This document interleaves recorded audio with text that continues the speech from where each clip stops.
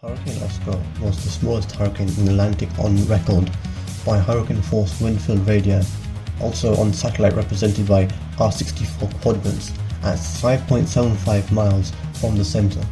The average hurricane force wind field radii in a small hurricane in the Atlantic is usually 30 miles extending from the center. Thus this would represent a microhurricane, first of its kind. Most models Euro GFS do not recognize Oscar's development at peak.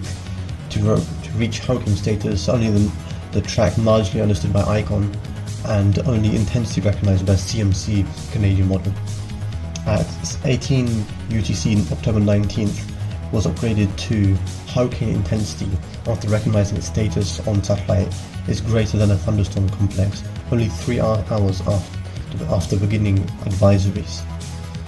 On post-analysis, at peak intensity 21 degrees north to 71 degrees west, dropsum measurements for surface level winds reported in the northeast eyewall flight observed 84 knots and a second flight at 85 knots with a dropsum pressure of 986 millibars and a flight estimated of 985 millibars.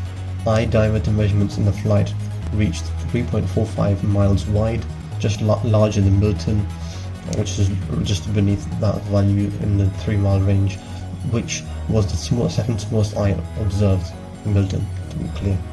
Using the average consensus and bias reading elimination, concluding at 85 knots and 96 millibars peak intensity for Oscar at high confidence range, and no second peak was observed. This is for Hurricane Oscar.